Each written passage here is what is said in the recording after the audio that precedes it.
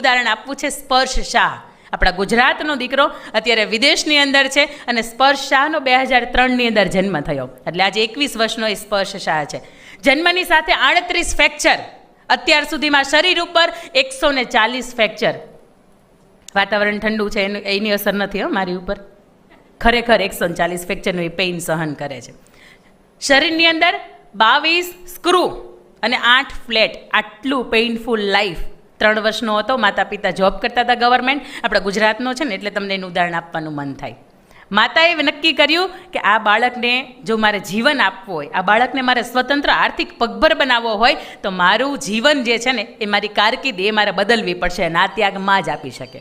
માએ પોતાની government job છોડી અને બાળક 4 વર્ષનું થયું ને ત્યારથી એને પિયાનો વગાડતા શીખ્યું, એને સંગીત ગાતા શીખ્યું, એટલા માટે કે શરીરની અંદર એનું નામ સ્પર્શ, પણ તમે એને સ્પર્શ ન કરી શકો. સ્પર્શ કરો એટલે એના અંદરના બોન એટલા બધા ખરાબ કે તૂટી જાય.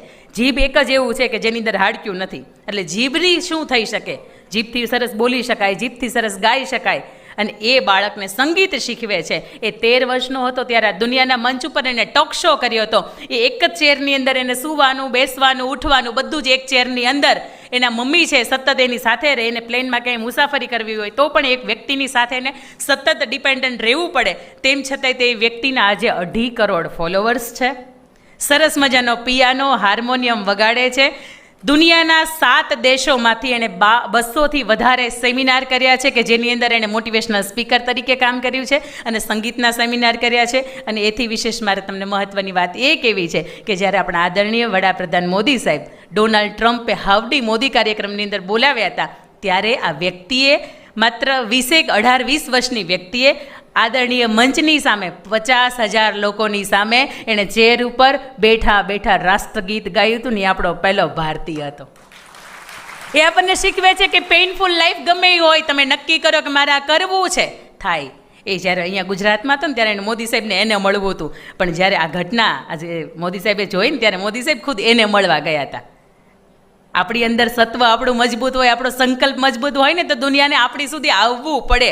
અને એના પછી મારે તમને બીજી વાત કરવી છે કે તમિલનાડુની નાગરત્ના, આ દીકરી ધોરણ 10ની અંદર હતી. શિક્ષણ કેટલું મજબૂત છે હું તમને એ કહું છું. શિક્ષણ કેવું જિંદગી બદલી શકે, મારે તમને એ વાત કહેવી છે.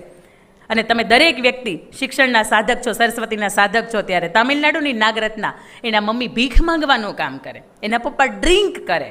અને ઘરની અંદર તમે જેમ સમજી શકો કે વાતાવરણ કેવું હોય, સરસ મજાનું તમને તો અહીંયા ફેસિલિટી મળે છે. આ ફેસિલિટી તેને સ્વપ્નમાં ક્યાંય ન આવે.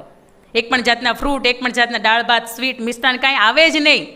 મમ્મીની સાથે ભીખ માગવાનું શનિ રવિ કામ કરે ને એ દીકરી સોમથી શુક્ર